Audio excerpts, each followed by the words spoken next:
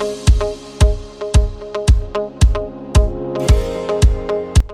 guys, this is Mel and Steve from veganmusclegymwear.com, and we are so excited because we have an amazing activist speaking to us today. His name is George Martin. You might know him as Carnism Debunked on social media. So thank you so much for coming and chatting with us today. First of all, can I just ask you to tell us a little bit about yourself, about what you do? Yeah, so thanks for having me on to the show today. It's very nice of you to give me such a good introduction as a guest as well. And so what do I do? Well, I run the Carnism Debunked website. So for anyone who's wondering, that's a website where it has sort of all these standard sort of anti-vegan arguments that we hear all the time, and all the responses you can give to those arguments. I'm currently an organizer of the We the Free group here in Bristol and Bath. So it's a street outreach group. So we same way as like Earthlings Experience or Anonymous for the Voiceless. You know, we take to the streets and show the public slaughterhouse footage and engage in conversation with them about that. I guess I've been doing that and digital activism for a fair amount of time now. So yeah, that's mainly what I do.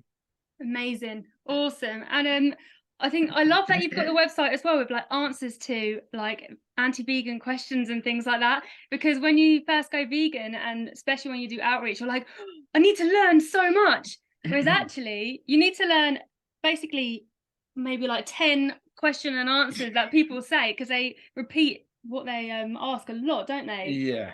Gonna say that's, I think, the funny thing, because people, you know, guys, they always say stuff like it must be hard being vegan, and they're thinking about like shopping or whatever it is, and it's like, no, that's the easy part. The hard bit is having to constantly deal with like people is the hard bit. So that's where I think my website can be useful. Yeah, it's going to be such a help for activists and also future activists as well. I think when people say like veganism is hard, I don't think that they're looking at it from the animal's perspective.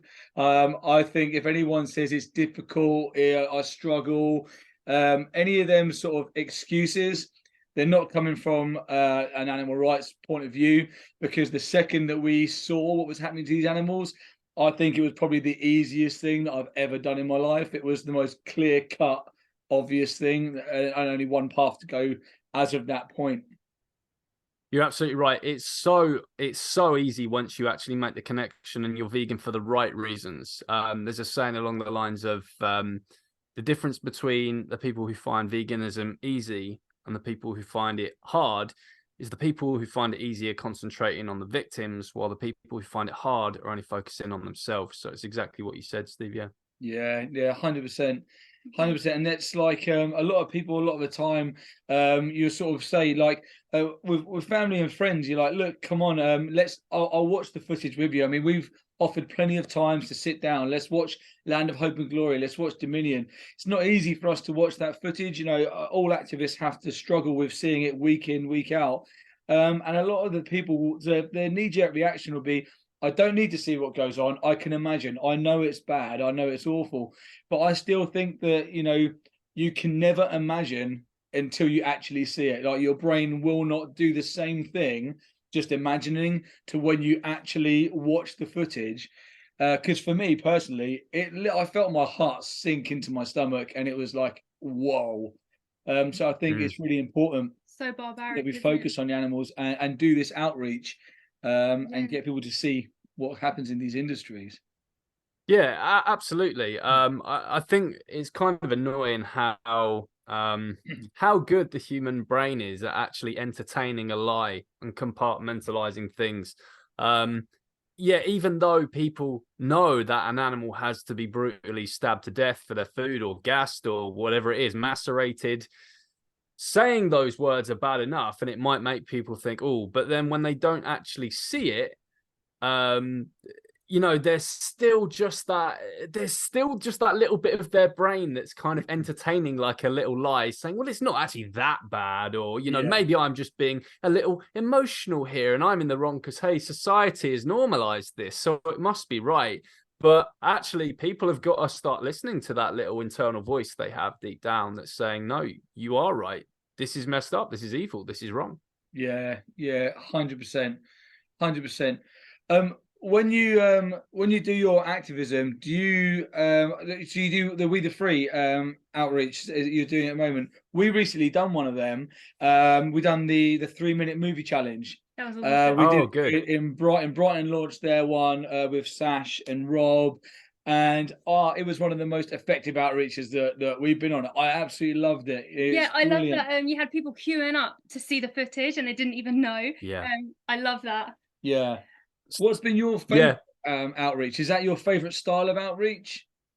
So, admittedly, I haven't actually done the 3-minute movie challenge yet, but I know that it's doing brilliantly. I'm seeing the photos all over social media. We're going to be introducing something a little like that here soon in Bristol and Bath.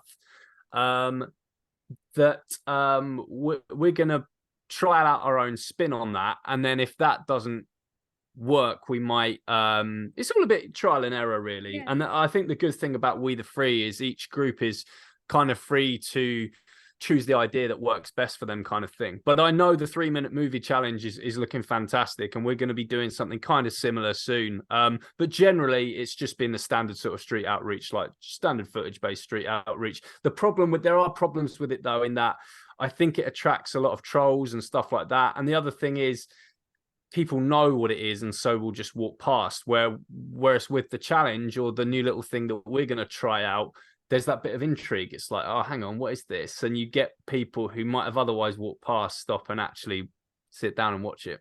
That's awesome. I was going to say that I think different kind of outreaches work for different kind of people. So by doing a variety, you're going to catch so many different people, like you said, who would normally walk by. They'll be like, actually, I'm gonna give this a go, maybe not knowing what they're in for. So I think that's really cool. It's so powerful as well, having that in the streets, because the amount of times we've had people come up to us and say, listen, I didn't speak to you guys 3 weeks ago, but I walked past what you were doing, I caught a glimpse of it, and I went home and researched. I've been vegan since. So having that footage in the streets and doing activism is just so important, isn't it? It's just paramount for the animals that we do it. Yeah, absolutely. It's very important that people get active, and this, I don't want to start activism shaming or anything like that. All activism is valid. If you can't get out on the streets or street outreach isn't your thing for any reason, please speak up in some way. You can do digital activism, you can do stickering, you can do leafleting. There's so many things that you can do to get active. I mean, we live in I always say this now, but because we live in the digital age, you can do activism now while sitting on the toilet. No one has any excuse not to be active. It's so true. So no one has any excuse, because whenever you talk about how every vegan needs to be active, you do get these people who comment on the post, I can't be for this reason and that reason. It's like, anyone can. There's nothing holding you back. You can screen record like a 20-second segment from Gary Yourofsky's speech and upload it on TikTok from like a faceless account that doesn't even have your name or something. Like, it's so easy. Yeah, like a sneaky activist.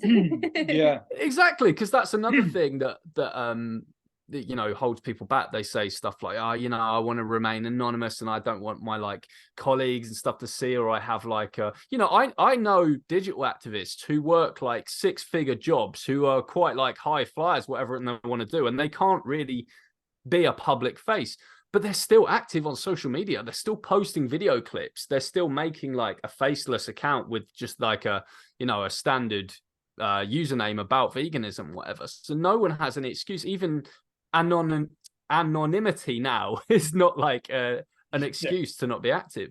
Yeah, you can do it in so many different ways, like you say, just wearing a t-shirt or stickering, anything. Because when we first went vegan, when we saw what happened to the animals, we felt compelled. We had this fire in us, we have to tell the world, and that's what we did.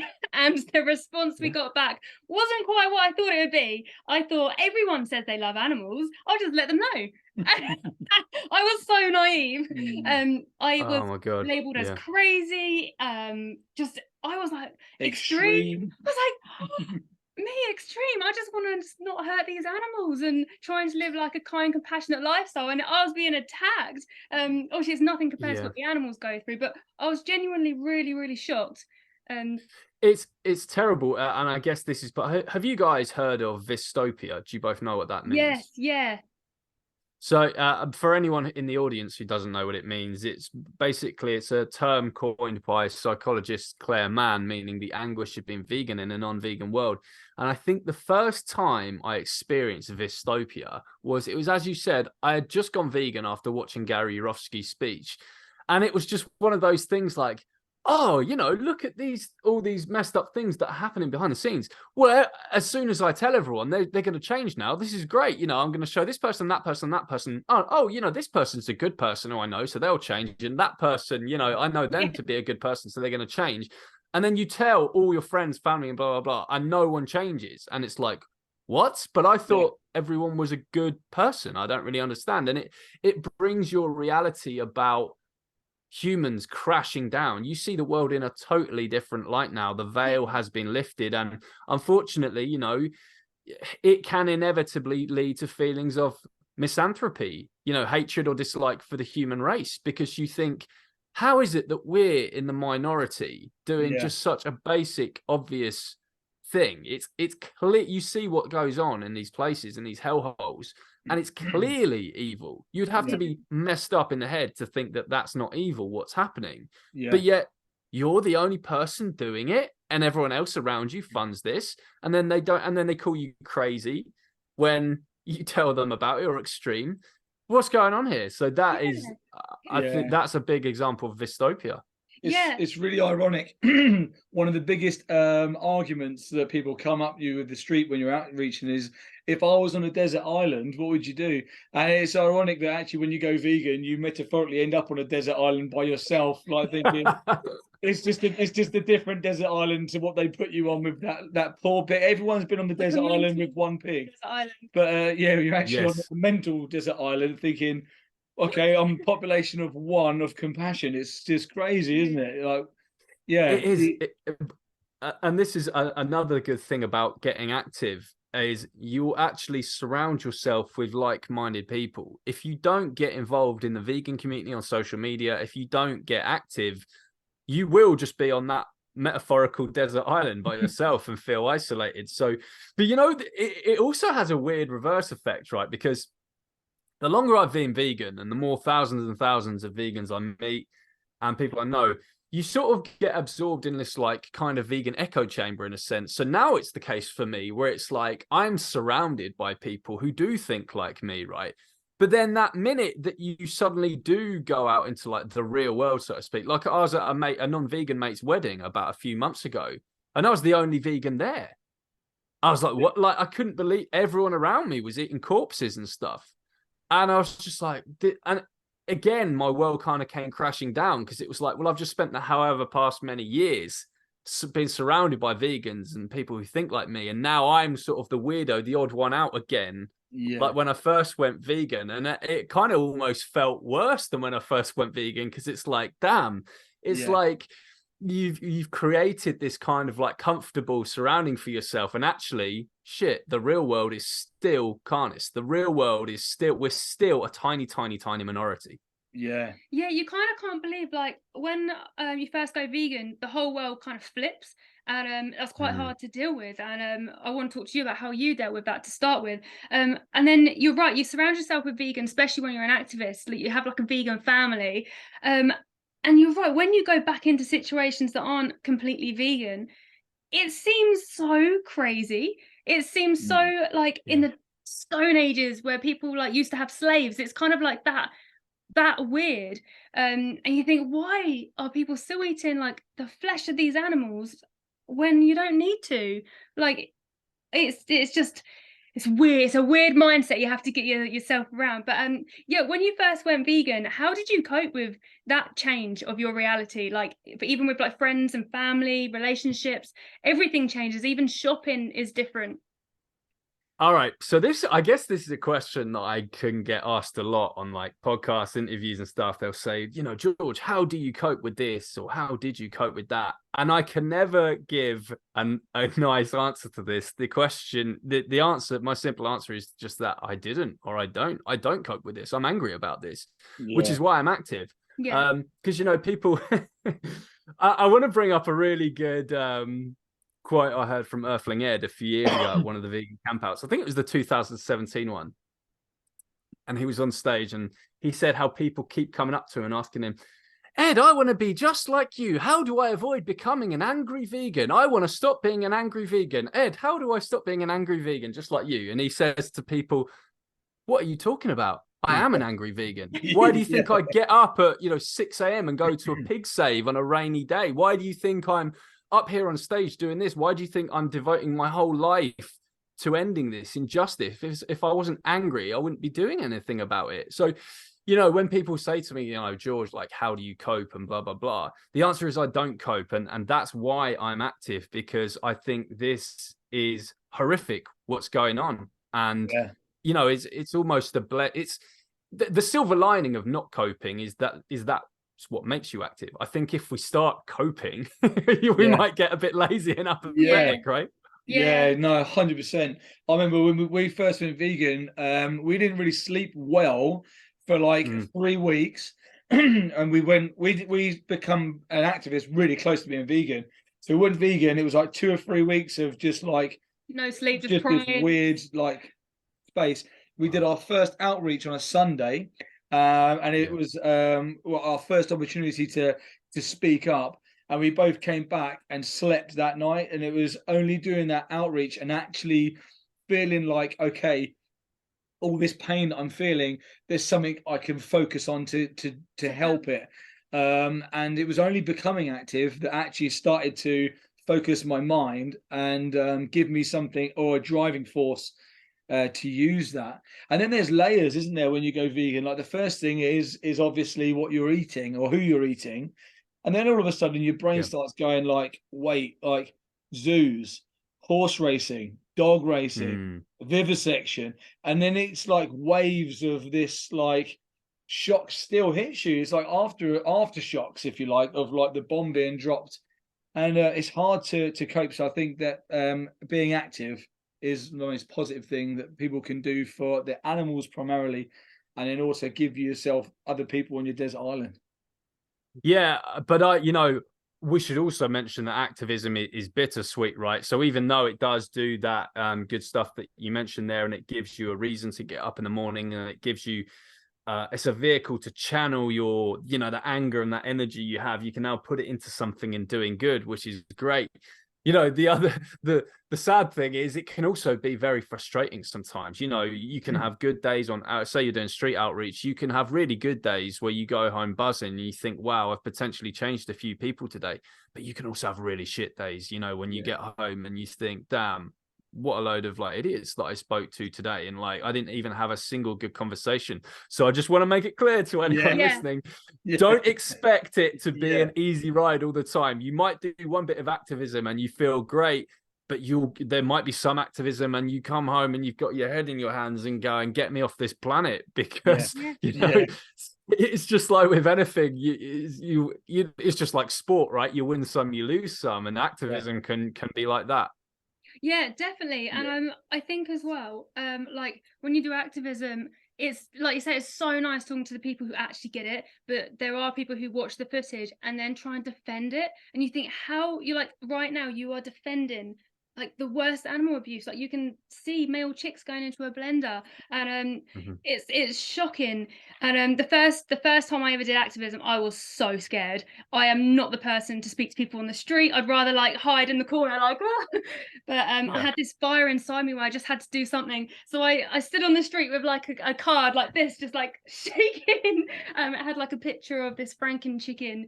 And I was overhearing like your conversations, and I heard some people like changing, and I was like, wow, even though you may get all these kind of different people that say some really weird stuff as well, the public say some strange things, you also get people changing.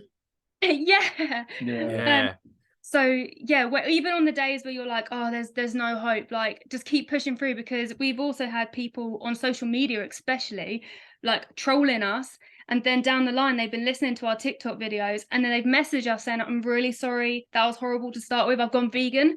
And it was like, no way, awesome. What? I couldn't believe that even the ones who were like really draining us and making us really tired and frustrated were the ones who are changing. So and now they come back and support, like in the comments section.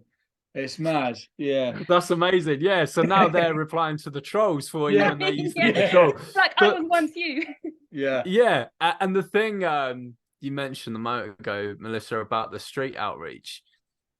With the weirdos you get, isn't it strange how you realize that they walk among us when you do anything to attract attention to yourself in the street? You really realize just how many weirdos there are in society, just people coming past us saying the strangest stuff that you didn't even know. Like, if you go out shopping on a Saturday, whatever, like, you don't really notice this. You just think everyone's like normal people. But if you do one thing to draw attention to yourself in the street, all the weirdos like gravitate towards you.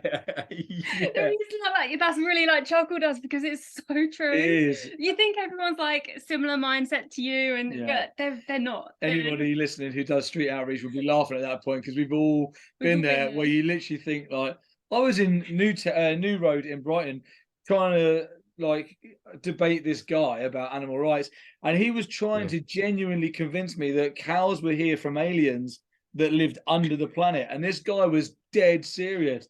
Yeah, he was like this. I come out of there like, is there aliens? Like, what? Like really, like, am I the crazy one? Yeah.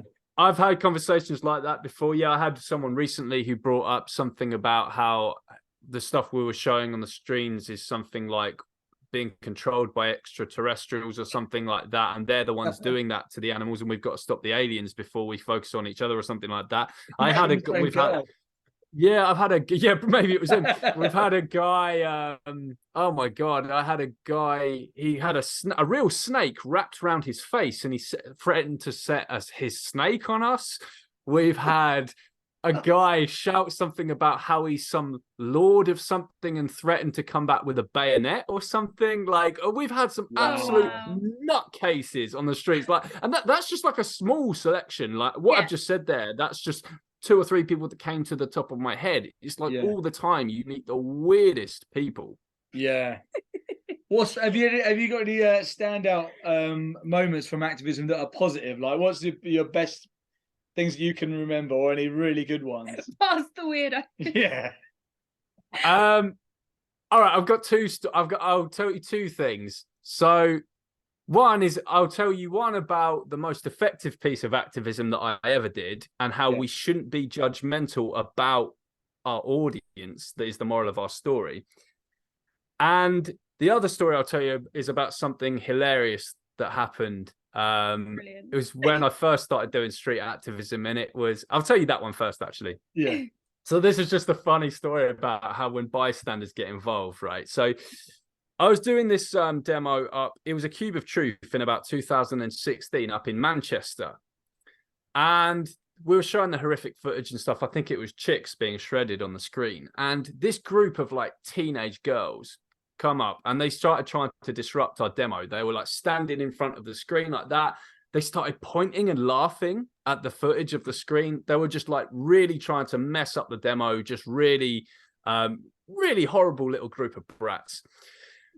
And this guy, I don't know if he was vegan or not, but he just sort of comes along and he just goes, "Excuse me, love, how old are you?" He goes to one of the girls, and she just goes, "I'm 14. And he just goes, "I wanted your age, love, not your IQ." Everyone was just like, "Oh." Like, ultimate own by one of the like bystanders who saw we were being trolled, and so that little group of brats just cleared off after that. So that was the funniest thing I'd ever seen on activism. And then my most effective activism I ever did, I'm not going to name names, right, but a certain well-known animal rights activist who's produced a very well-known documentary, he refused to appear on this YouTube channel by this sort of like patriot Republican truther guy called David Nino Rodriguez. He has like 300,000 subs on YouTube. So this is a huge audience to advocate to. Yeah. And this vegan, who I won't name, refused to go on this podcast and speak to this massive audience about veganism. He said, "No, I won't be going on I think he said something like, your racist anti-science show to do this. Did you not get did you not see the definition of what veganism is about by watching my documentary. It clearly says that, you know, veganism is against associating with oppressive ideologies and blah, blah, blah. So I heard about this and I thought, well, fuck this. I'll go into the show then, and I'll actually take this opportunity to advocate to this group of people. Yeah. And there's this misconception that, you know, among vegans that, oh, people with left-wing views are so much like more receptive and stuff to the animal rights message, and, you know, it's just a waste of time to even bother talking to like the Republicans and the Trump supporters and stuff like that. And I can see where this perception comes from, because, you know, oftentimes talking to right-wingers about veganism, yeah, it is like talking to a brick wall. But that doesn't mean you know, but that's the same with talking to people on the left as well, with non-vegans in general, right? So I went on this show and I advocated to a very large audience, and it turned out to be the most effective piece of activism that I ever did. Comment section just swimming with people saying, wow, I can't believe this. This guy's opened my eyes. I'm going vegan now. I will never eat animal products ever again. And blah, blah, blah. Amazing. This guy like refused to go on this show just because people had a different political views from him. You can't be an animal rights activist if you refuse to advocate to people. How small do you want the vegan movement to be? Like, I don't get it. Why would you even want to limit your advocacy like that? And that turned out to be the most effective piece of activism I've ever done. Wow. So that's just a moral to take home to anyone watching the show. Please advocate to any audience you can. If someone says they want to get you on their podcast or their show to talk about animal rights message, to show animal rights footage to their crowd, please do it. Take the opportunity. Yeah, 100%, because we need to show everyone. We need every single opportunity. We've got to take it. Yeah. So well done for doing that. And that's amazing. That was one of your best outreaches. And that's most awesome. effective. The best. The best. Yeah, absolutely. Wicked. That's awesome. Can I ask a bit about, like, when you first went vegan, what was it like inside you that made you feel like you had to be a voice? Well, you didn't have to, but you wanted to be a voice for the animals.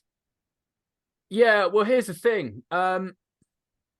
Just being vegan alone is just a moral obligation. That's not activism in itself, because veganism is just a basic non-action. You know, it's just, I'll go into the shop and I will not buy cow milk. That's not activism. That's just not buying something, right? Yeah. So, which, you know, and don't get me wrong, I'm not saying that it's, you know, but congrats to everyone out there who is vegan. So thank you, everyone watching who is vegan. That's great that you're doing that. But we have to actually, in order to make change, veganism isn't just some kind of personal thing. You know, people are, oh, it's a personal choice and it's a diet. No, it's not a personal thing. This is a justice movement. Yeah. Justice movements don't work just by sitting around being silent. Imagine this with any other oppression. Oh, you know, myself, I am a slave abolitionist. I don't support slavery, but, you know, if other people want to do that, you know, I just keep my views to myself and that kind of thing. Well, then slavery is just going to continue, isn't it? So you have to apply the same with animal rights as you would with any human justice issue. If you are against this, you actually have to speak out against it. So I would say to people, put yourself in the animal's position and speak for the animals as you would want to be spoken for if you were in their position. 100%. I completely agree. I think a lot of people think veganism is a diet, which annoys me so much, because I'm like, no, it's just like, that's just part of it. It's like a moral stance against this. And I feel like as vegans, because we have seen what truly happens to these animals, we have such a duty to speak up for the animals. And I don't know if you get this as well, but when we do outreach, there's always, well, sometimes there's usually like a small team of us. And then there's so many different vegans I speak to in the street, and I'm like, why don't you come and speak up? And they often like, oh, I don't have time and whatever, make these excuses. And I think, I can believe there are so many vegans in our local town who just aren't a part of an activist group. So what would you say to any vegan at the moment who isn't speaking up? Maybe they're scared or something. What would be your advice?